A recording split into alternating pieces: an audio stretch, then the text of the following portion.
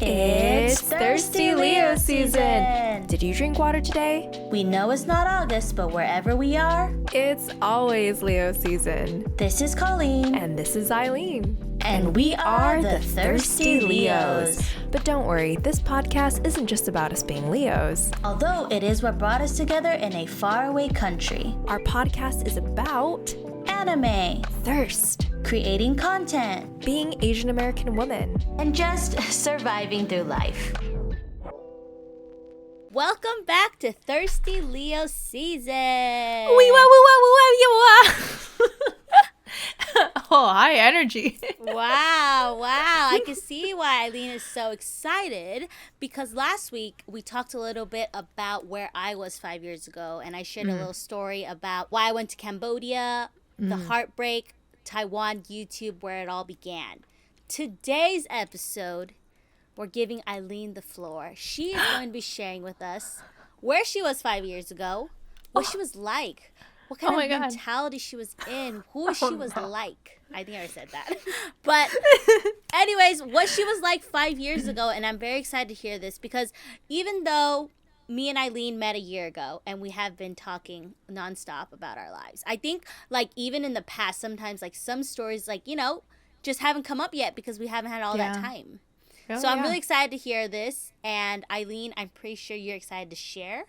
Thank you for that. Yeah, I mean, I'm feeling a little nervous. I've never been like really nervous to film an episode, but the Colleen story was just so great. We got a sneak peek on her life, her mentality. It was a great story.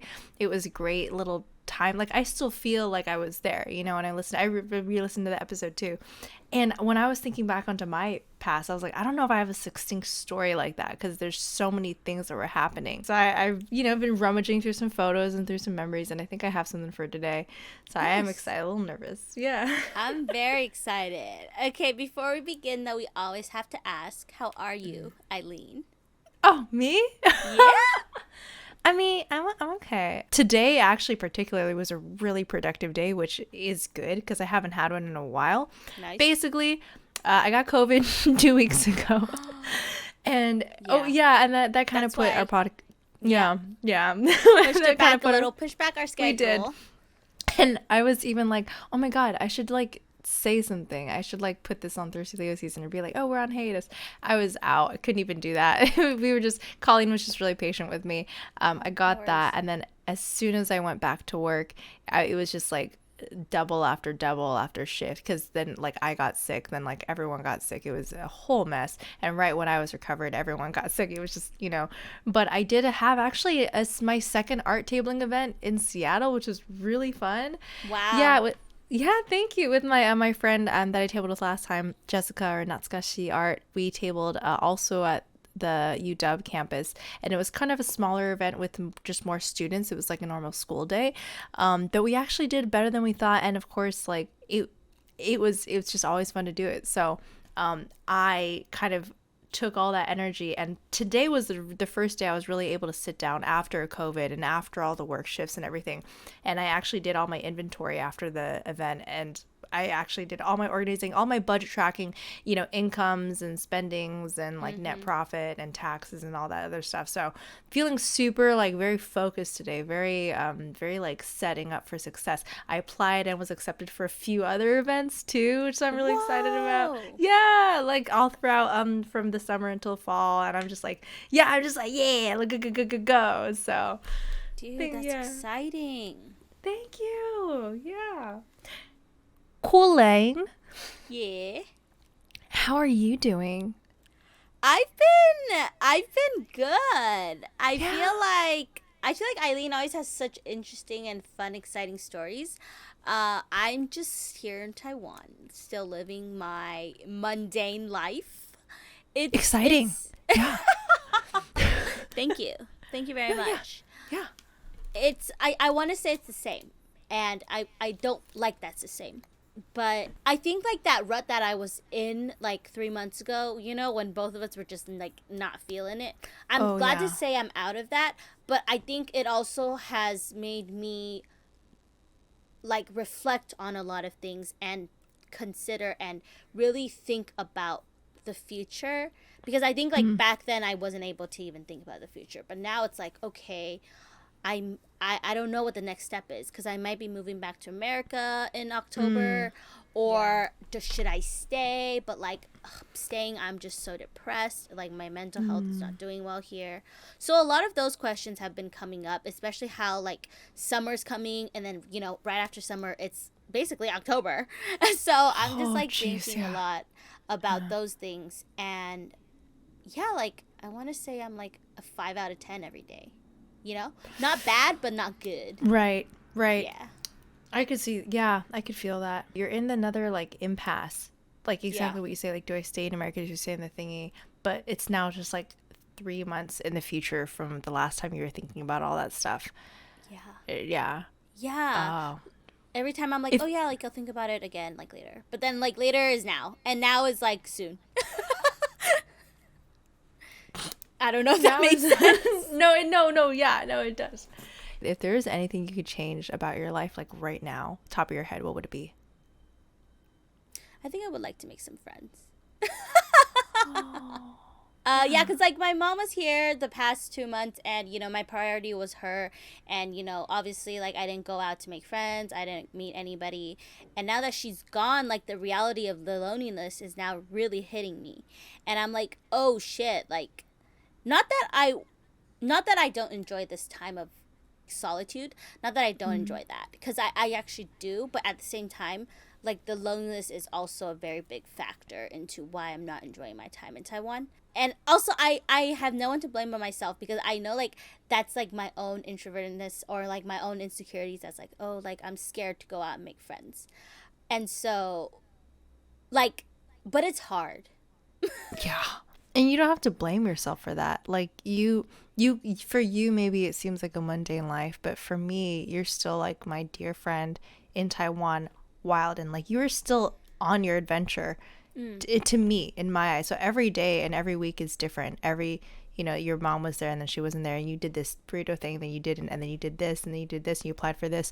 Like you are making steps. Maybe it just feels day to day like they're not that much, but those little feelings like, oh, maybe I'd like to make friends, or oh, maybe I want to do those, just hold on to those, and those will carry you. Who knows where you'll be the next time we do our check-in. Maybe you're the same place, but maybe you've eaten a little bit more better food, or maybe you've watched a series more or two, or maybe you've met a new friend. But either way, like I love checking in with you, and like I can't wait to also check back in the future. Oh, I do want to say I recently watched the anime movie Bubble. Have you watched it? No, I haven't even heard of it. It's gorgeous. Really? It's beautiful. Okay, first of all, the art. Wow. Storyline. Wow. It's on Netflix. I'm pretty sure you'll have it. But I do want to talk a little about it. It's so good and it's so beautiful. It's so beautifully created. I keep saying beautiful because it really is. And it's like the storyline is good. The character arcs. Oh, I loved it. I think I'm going to watch it again. Yeah. What a glowing review. Oh my God. Yeah, for sure. Netflix? I hope, because Taiwan Netflix is unhinged. They have everything. I don't know about my boring old stinky. Maybe we see, can watch it together, Eileen. Oh my God. No, but see, you're in Taiwan, you get Taiwan Netflix. Perks. Like, perks. That was a good check-in. I can't wait to see where we're going to be 2 weeks from now. But, my friends.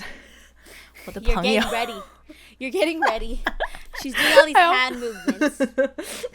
I always get a little physical when I'm about to talk. We are going to go on another little rocket ship to the past. Woo, woo. All right. Woot woot. Woot woot.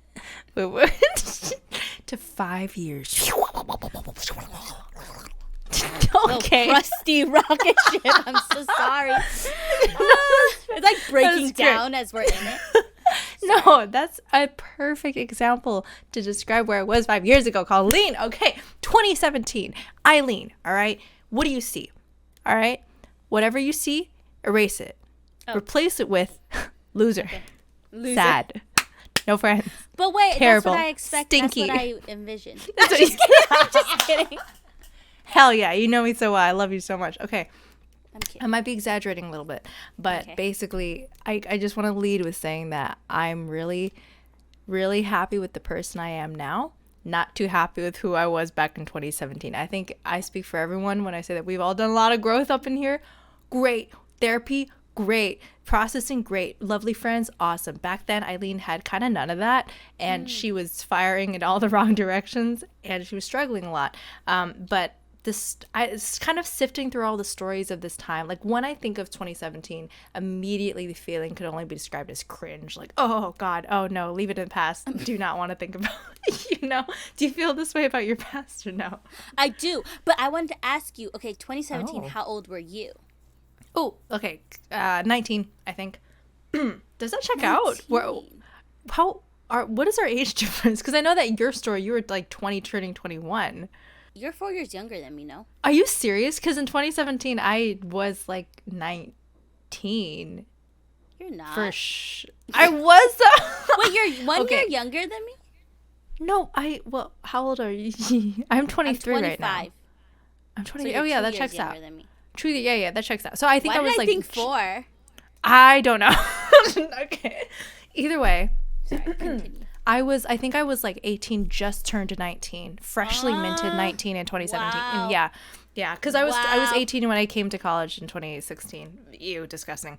But so back then, all I think about is cringe. And when I sift through all the stories in my memory, there were so many things going on at the time that were all colored kind of by my university experience. Basically, I was a yuppie. I was in so many classes. I like ever since 6th grade, middle school, high school, I was like an overachiever. I was super obsessed with my classes. I would take like, I don't know, 15, 18 credits a semester. I was like adding on double majors, adding on double minors, and like I was like applying for this. I was like the comics editor of this. I was like doing this and doing that and modeling here and whatever. Lots of friends, karaoke all the time. I was making money, spending money, broke as hell. I was just like drinking a little bit, doing this. And the whole like vibe of this era was I would try everything like once. Like there was nothing I would say no to.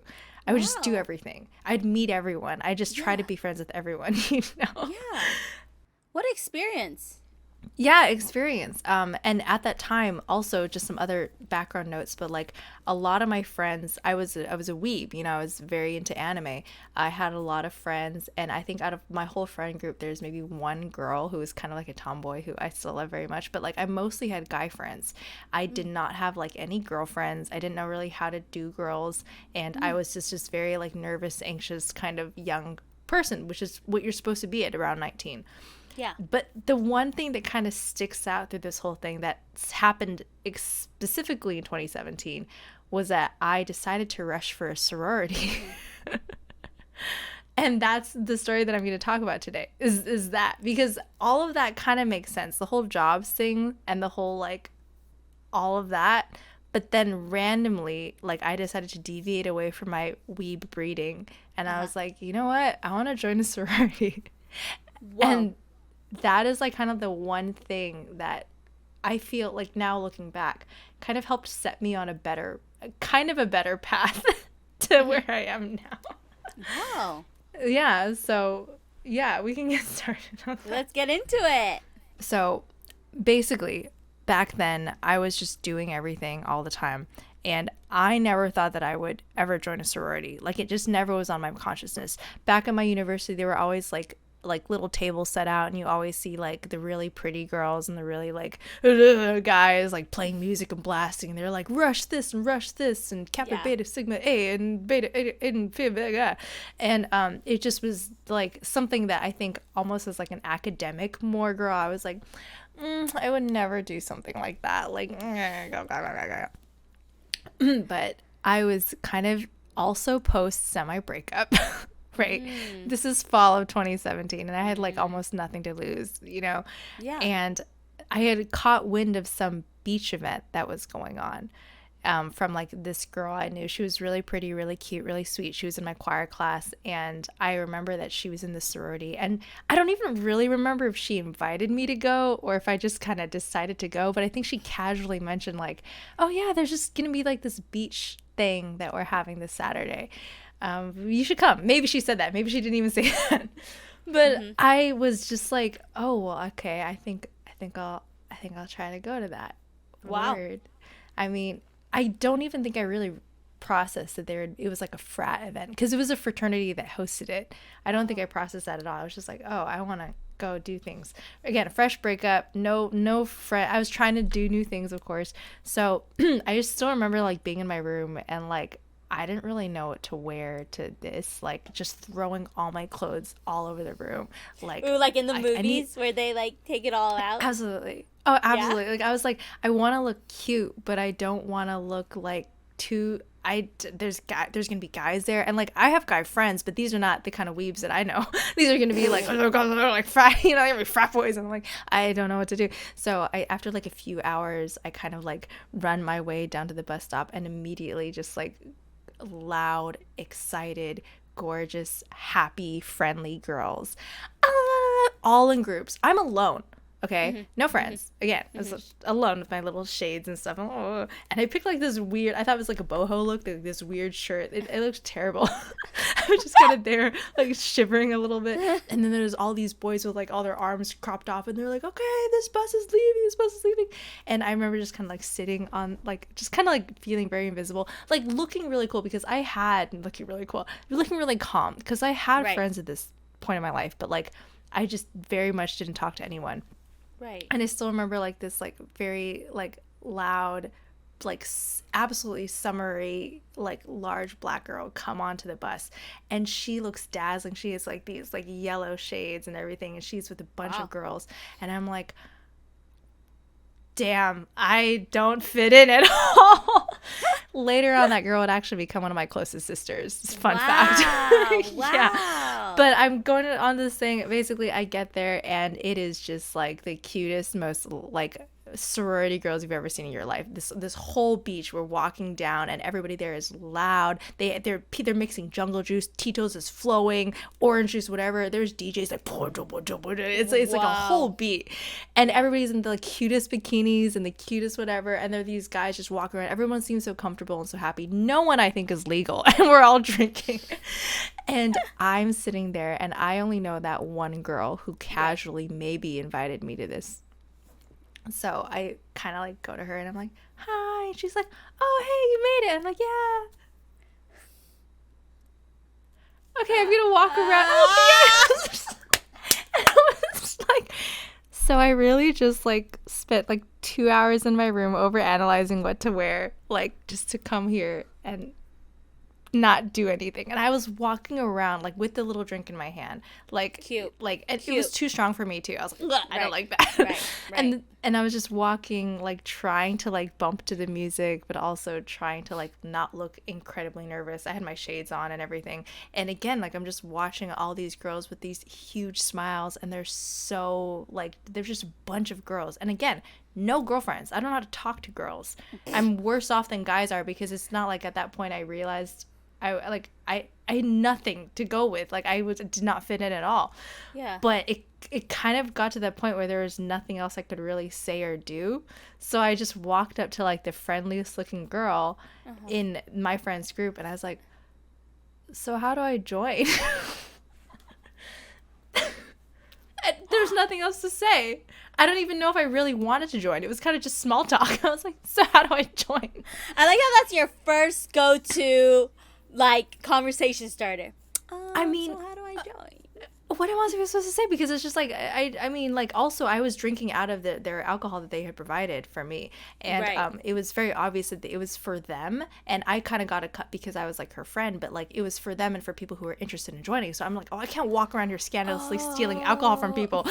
And so I'm just like, and so then I think someone connected, like, oh, okay, you can talk with her, and I think I briefly get information. I'm like half listening, because I'm not planning on joining a fucking sorority. What are you talking about? I'm just here to like try new things, fresh breakup, trying to like be like someone like out here, you know, no friends. And then like maybe 30 minutes later, the cops come. We all have to bail out of there. It was just like a hectic like event.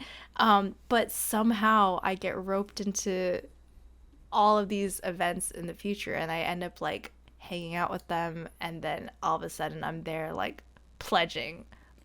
Like, what? What? It was just so surprising. I had never been around girls before, but they were so warm and so like excited and so like my image of sorority girls was like shattered because they were just talking to each other and just really happy and also seemed really interested in me, and I didn't know how to take that. Right. But yeah, I was just like, well, they seem nice, and then I decided to rush. Yeah. Wow, so your intention wasn't even to do it, but then was it like the people there that made you want to do it, or was it just like somehow, somewhere, you're just like pledging? You're like everything blacked out, and then like somehow, like when you're gain back consciousness, you're like, oh, I'm pledging. Let's go. Yeah, literally everything just kind of blacked out, and like I was just attending these fun events. Like I went to the next event, and then they were so nice and so like, oh my god, da da da da da, and you do art and blah blah blah. And I was like, oh, this is kind of nice. And then you get hooked on, kind of like a cult, you know? You're like, oh my god, okay, well I guess I'll go to the next one, and then you go to the next one, and then you go to the next one, and then they have your little name card there, Eileen, in cursive, beautiful letters. They have a little place for you. They have a little thing, and then they're expecting you. They're like, oh my god, well welcome on in, and they remember things about you, and they remember your name, and they're nice with you, and you're like, okay, this is like suspicious. But then the more you're into it, it's just like, oh, they're really nice. And then all of a sudden I'm there in a white gown, and they're like, this is a very secret event, turn off your phones. And we're like, what? Yeah. And then like blindfolds. What? What? And then we're people are holding my hand like, hi, this is me. And then we're being walked into like the dark. Wow. And then you're and then it's a whole secret. That does sound like a cult to me. That's basically what Greek life is. So that's basically how I joined the sorority. There's a lot of details I'm kind of leaving out for the sake of time, and also to honor the secrecy, because I still very much love my sorority, and secrecy is a big part of that.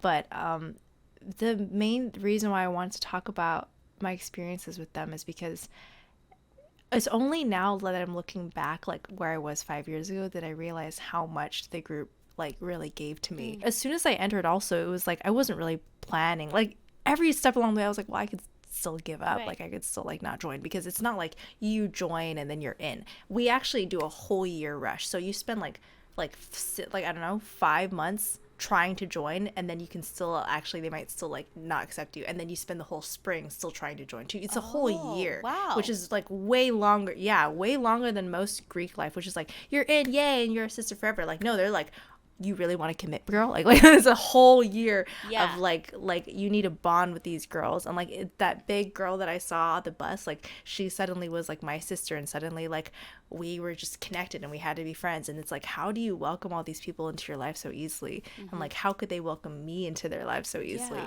And what year was this for you? Sophomore, freshman? This was sophomore. Okay. I was a sophomore. So you joined sophomore, and then you officially got accepted junior year, or at the end of sophomore year? Ooh. I started the beginning of sophomore year. Yeah. We had this thing where so you basically you rush for it, which is like, oh, everyone is trying to like get you to join their little sorority or thingy, and then you pledge, which is like you're officially, okay, I'm gonna pledge for you, yay. And then usually that's it, and then you're in, yay, gang. But our sorority was very small, very local. It was completely run by students. Wow. So meaning that like most chapters would have like big heads, like national, that would tell them like how to run their shit or give them money and stuff like that. So I feel like they were more relaxed. But we also kind of had a reputation on campus for being kind of like small and like scrappy. I don't want to say scrappy. People kind of like 看不上我们. Because you guys were local? We were local, and like we started, but also we were on campus like from 70 years. Like we started 70 years ago, and like we were completely self-run, and we were the only one like from the old age of all those Greek life. So we're the only ones that lasted. Like all the other ones dissolved. We're the only ones that still stayed, and we were just like strong. But basically it was a hard time, because Eileen, again, was not a very polished person. Like I had a lot of gross humor. I was with a lot of guy friends. I was a weeb. Right. I did not know how to deal with these girls that were like nice and pretty and popular, and I actually rubbed a lot of them off the wrong way. And like there was a little bit of minor politics there, where it was every day was a drama battle to get in. It wasn't just like I was in and it was sisters. No, it was like I did not fit in, or like I said things that were not okay, or like she said things that were not okay. It was like girl politics, girl world, also fundraising, also event planning, also pledging, and also like we have to be best friends. Like the 6 of us that are joining, it went from like 30 girls trying to join in our pledge class, and all of them dropped out. Whoa. Boom, boom, boom, boom, boom, boom, boom, boom, boom, boom, boom, boom, boom. 6 of us. It was like intense. And we had to be friends. We were like, okay, we have to be friends now. And we all come from different creeds and different backgrounds, different races.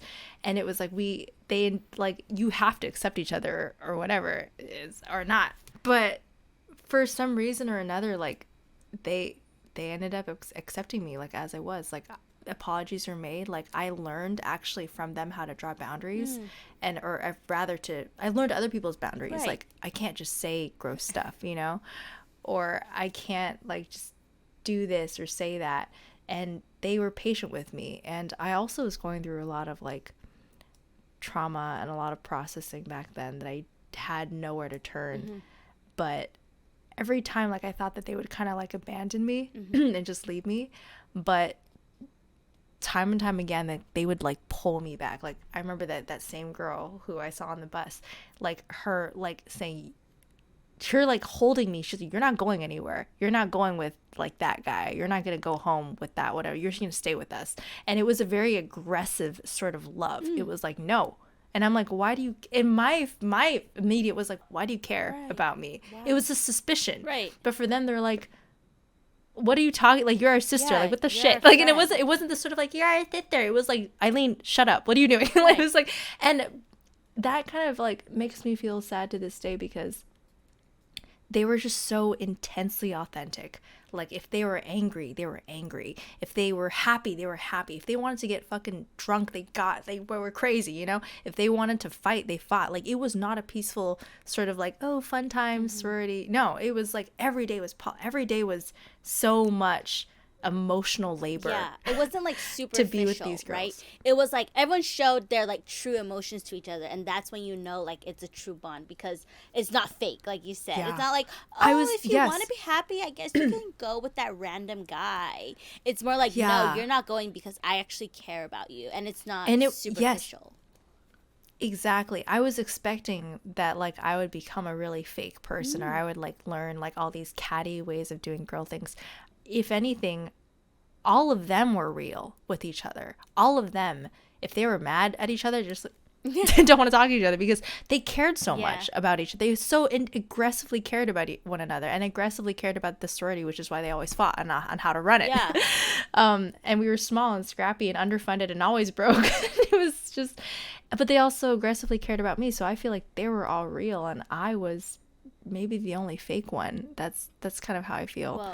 Because, well, I had never had friends with girls before. And when I think back, like, on my memories of them, I almost don't really remember anything about them because I think I was just so constantly nervous and constantly, like, on edge and walls up. And I was adapting sort of girl language in ways that I thought that they would accept me.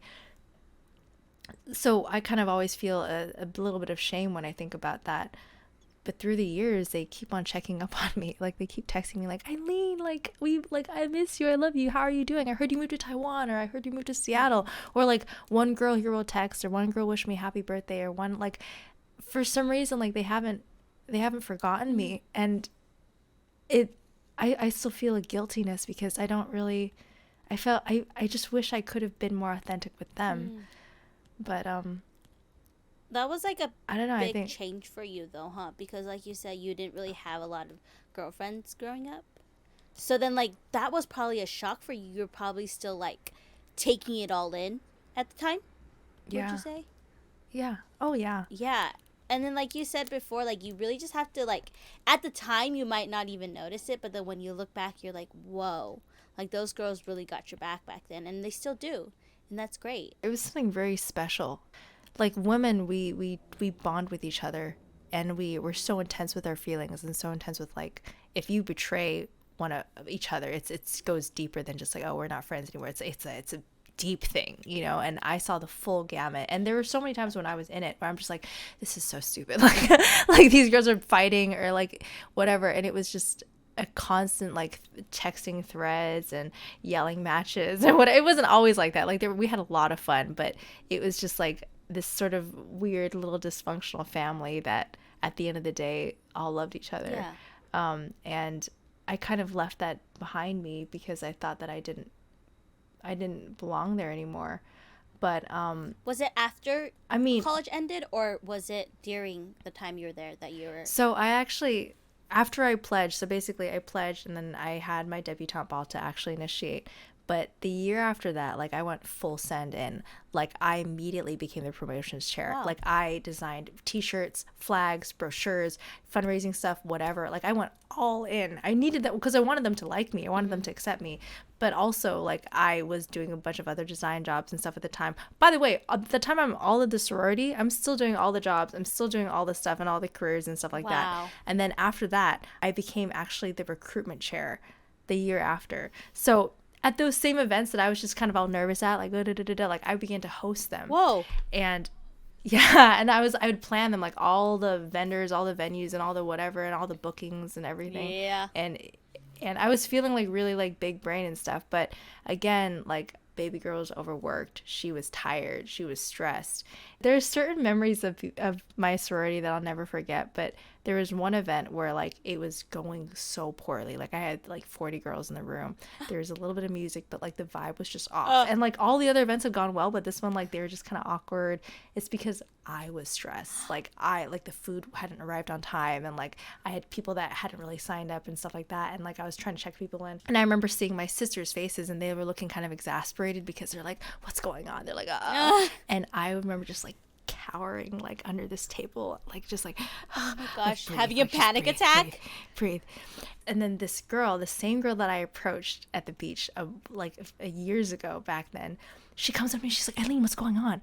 And I look at her and like I'm on the brink of tears, and I'm like, I'm drowning. Mm-hmm. Like I can't do this. And then she goes, "Okay guys, we're gonna line up over there, everyone come over here." She immediately takes over. She immediately, like without a drop of a hat. Yeah. And like she literally no thought, like I felt such a shame. Everybody had my back. Yeah. They got me a chair, they got me some water, like, "You want some food, baby?"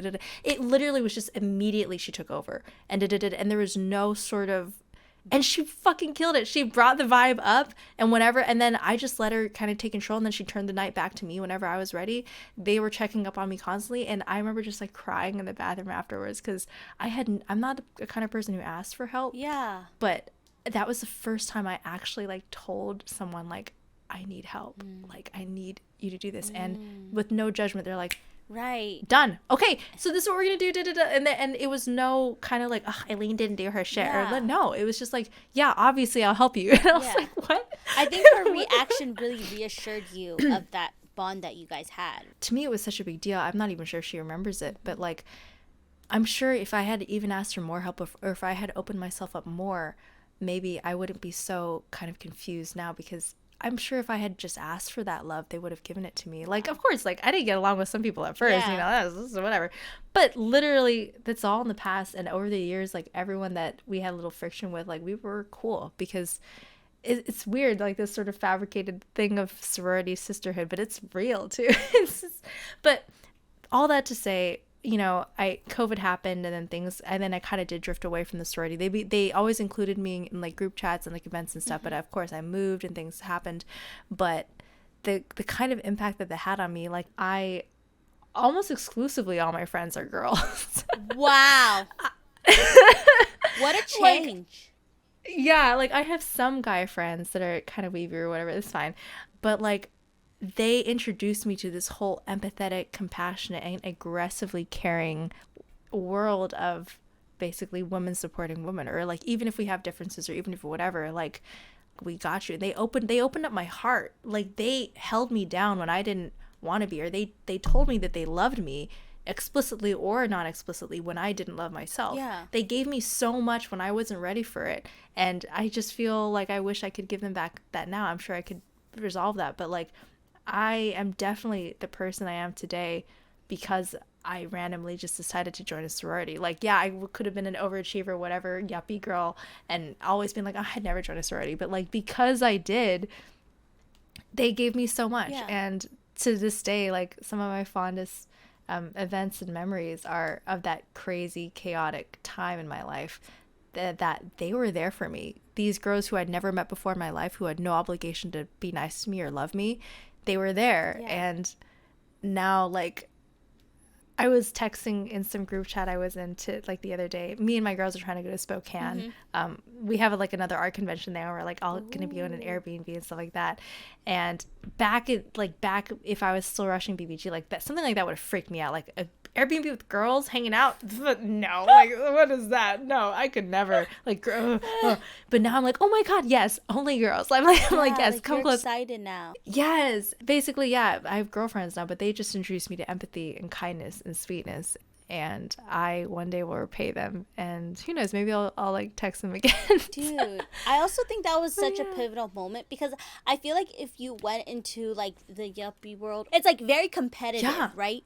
And so I think you would have to even turn on the fake charm even more. But like these girls really accepted who you were for who you were, and they really like just embraced you in that moment. I think like you needed it even though you didn't even know you needed it. And it really like changed you to who you are today. And now you can hang out with girls, or else you probably would not have talked to me when we first met at the karaoke bar. You would have just, or I would have, ran away. Just pew. Yeah, and I mean, like, even just the opportunities I did, like become a recruitment chair, like that was no joke. Like I like all the organization that came from that, or like learning how to fundraise or promotions or whatever, like that was all very integral stuff. And it was scrappy from beginning to end. Or we even did dance routines, like you know, I love karaoke and dancing. We would participate in these like little dance competitions. We always placed last or second to last out of all the Greek life, and more new Greek life would come every year. We always play, because we're not dancers. Oh my gosh. But it wasn't about that. It wasn't about winning. It was about being together and fucking coming up with something in a few days. Yeah. and like trying to look hot and trying to look sexy or whatever. They gave me so much when I wasn't ready for it. And it's really only now that I realized, damn, I wish that they could see me now. Like, because even when I wasn't ready for their love, they love me. I've just been saying the whole thing over and over again. But I do have a feeling like they also saw me for who I was. Like, there were times where like, you're weird, or you're like, okay, that's Eileen, or like, oh, you're just like this little fairy, or like they sort of put me in these little boxes in ways to better understand me, you know. But it always was out of love, and I think that I probably didn't keep up my fake act as well as I would have thought. I probably was exactly who I was, and they loved me and accepted me exactly for who I was. So I'd love to see them again one day and just like really talk with them and really be like, hey, like, you are amazing, like, thank you for everything, like, I never got to thank you, or like, hey, like, we're cool, right? Or like, hey, like, I fucking love you, or like, how are you? Like, really be with them now, like, as the Eileen that they've helped me become. That'd be dope. That would be dope. A little reunion for you guys. That'd be awesome. It's funny because like as we're recording this, I'm kind of processing how I feel about it too, because I also was going through a lot of photos today to kind of like bring me back, like, oh, like what am I missing anything about 2017? Oh, also I did study abroad and a bunch of other boring stuff, but like as soon as I was looking at those photos, it was like, ugh, like, oh, I remember that. Oh my god, like toxic, sad, feral Eileen. I was unhinged, I was crying, did not want anyone near me, and I was like, oh, and I was just so wrapped up in all those memories, and I actually had to like pull myself out and look at current pictures to be like, okay, here, we're so much better now. Oh my god, thank god. And so like I have a lot of affection towards my old sorority, but there also is so much guilt and so much shame. Like I really was just this like, just untamed, rowdy, weird girl that didn't want anyone near me, and they were always trying to touch me and hug me and be there for me, but I didn't want them there. And I put up all these walls that they didn't deserve. There's also so many important things that they were there for. Like they were the first group that really kind of accepted me and my partner. Back in those days, things were rough between us and between me and between the world, but they were the first group because they already accepted me. You know, this everything that came with that. They were like, oh, we have no. It was literally they had no choice to pledge for this sorority. no surprise. Like literally everything that happened, they're like, oh, that's Eileen. But they were the first group that like at the debutante ball, for example, like it's a really big event where it's just all about you. Like you're in this nice white dress, you do like this dance performance with all your sisters. It's very traditional. It's 70 years of tradition, and you have your dance partner. And that was actually the first night that my mom met my partner out in like the social, like the first night she met him ever. Whoa. Ever. And this is back when she did not Wow. like approve or just not like him. But Mm-hmm. before any of that, like they were the first people who were open-minded enough to really meet him and be like, oh my god, he's awesome. And they were like, oh my god, is he coming? Like now that I'm thinking about it, they were so important in ways that I think because of this overwhelming guilt I have, I've like refused to, or I don't let myself acknowledge, because how could I ignore these lovely sisters that gave me so much love when I needed it the most, and I didn't realize it. Mm-hmm. You know? Yeah. I think that's why it's so good that you're like reflecting back Yeah. on it right now, you know, and you're realizing these little things that they did for you that maybe you didn't even know you needed the support that they gave you at the time, but now you're looking back, you're like, wait, because of them, like you're probably you are who you are because of them. But then like it registers more in your mind now, and you can like even think back and like, oh, there are these little things that I completely forgot Yeah. about. You know what? I think actually I would love to contact them all again, and I just really want to connect with each one again, and just like as the real like present Eileen now, and be like, look, like, you know, me, and they gave him a nickname Rick. That's not his real name, but we had this thing where we gave all the partners or all the boyfriends or husbands of we give them all nicknames that were not their real names. And again, That's the nice. same big black girl, like she was like, you're Rick, you know, and I to this day, like she's one of my favorites. Like, oh my god, yeah, they were such important women in my life that gave me that love. I love hearing you share that, because I saw like such a big smile across your face as you're talking about this. And I love that because, you know, of course, our pasts aren't always happy and they're not always like sunshines and rainbows. But like, I'm so glad that they were such an integral part in your life that when you look back on your college life, you're like literally smiling from ear to ear. Yeah, I think that they're probably the brightest spot of my college life, aside from like friends I had outside, because they're also the part that sticks out the most. Like everything else makes sense, like artists, this job, this, yeah, yuppie lifestyle, whatever. But then Eileen like randomly decided to join a sorority, and then that became such a big part of my life and helped me so much and healed me so much. And I was really, really reluctant and nervous to talk about this episode because Colleen has such a great story, and for me, I'm like, well, 2017, I was going through shit, but guess what? The girls were there for me when, you know, and They so were. now I can look back and Yeah. smile. And you know what? Heck, I would not have ever probably processed all this had we not had a podcast episode about looking back 5 years ago. You know, because this forced me to look back, and through Yeah. looking back, I felt these warm feelings. Yeah, thanks for listening, Colleen. Thank you for sharing. To wrap it up, basically 5 years ago, I was going through lots of trauma, lots of pain, but because of this decision, I got a group of sisters before I even knew it, and they helped love me and teach me how to love, and it was all over in a blur, and I haven't really thought of it since until this episode, but now I realize that they had a lot to do with who I am today.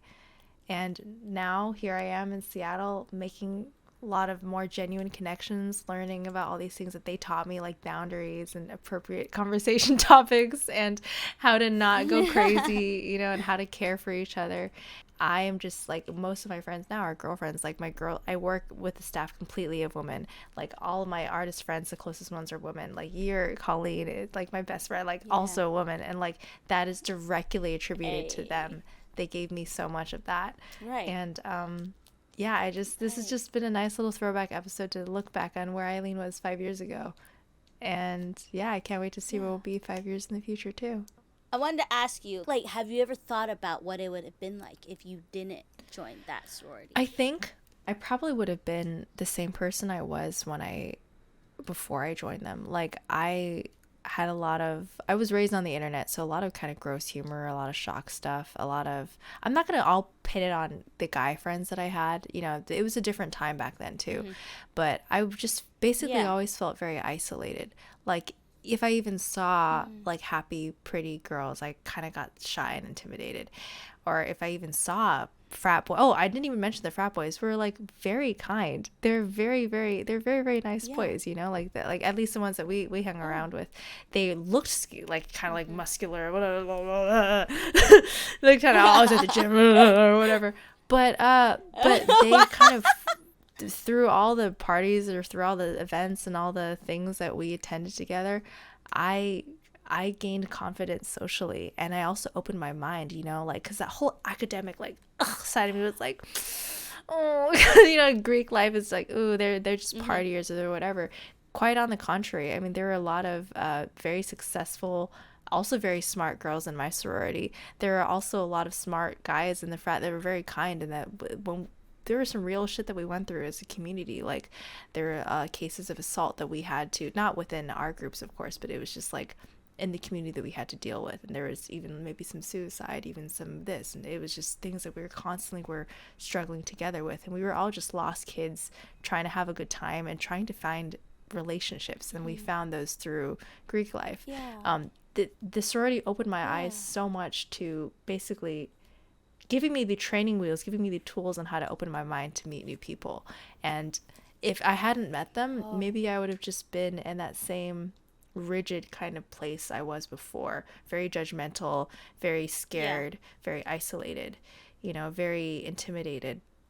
Now, I mean, I work at a little cafe and I'm just open to everything. I think a lot of it was also me. I had to grow along as well, but they taught me how to be open for sure. And they also, and even just basic like girl shit, like they're like, you're so cute or you're so pretty, like shut up, you're so pretty. I was like, what? Like what? And like that was the first time guys aren't really gonna tell you that, and like they shouldn't. All that supportive girl stuff now that has fed into this heart of mine that I can now give to other people is good. This is a great story. I feel like everyone's growth is different, but like I'm so glad that, like, you know, for me, like even now I'm like, oh, like I didn't know sororities could change people that much, but like hearing your story, I'm like, damn, that's pretty cool. It kind of makes me feel sad that I was never able to have the opportunity in my life, because I feel like that would also have been really cool. I think that's why I have social anxiety and I can't really like, you know, go out and like meet people. But because every time I look at Eileen, I'm like, damn, she's really good at making friends. Like, even though she's like, no, I'm not. But like, I feel like I could never do what she does with like friendships, or like even just making friends, going out to random events. Like, I'm like, I can never, you know. But now I know it's because of these girls that like you are who you are today, and it just makes me so proud of you. I'm like, dude, that's awesome. I think that, I mean, I don't want to say like I was completely like unsocialized before I met them, but I kind of rode off the coattails of just kind of being like superficially nice. But whoever you meet, like, of course you can make a good impression. Of course I can be like, oh my God, hi. Like, I was a very friendly, outgoing person. I mean, I did go to the sorority event alone. Like, I was just like, oh, let's fucking go. Yeah, that's brave in itself. But with that kind of specific kind of environment, it was where you had to become a real person. They demanded authenticity because of how intimate and how much they cared about you and each other in the group. It's like you had no room to be fake, girl. I think that's about wraps it up. Do you have anything else to share, Eileen? If any of my sisters do listen to this ever, I'm not sure if they ever will, I love you, and hit me up. I'll definitely text back this time. this time I'm gonna definitely text back this time. Yeah, you're like, it's gonna be different now. Things are gonna be different. Alrighty. Great. All right, guys. Thank you guys for watching or listening. Don't forget to drink water. Stay thirsty. We'll see you guys next time. Bye. Thank you so much for listening to this episode of Thirsty Leo Season. To stay updated, check out our Instagram, Spotify, and YouTube. We appreciate every follower, sub, and listener like you. Also, if you want to buy us a boba, we have a small Ko-Fi link below. See you next time!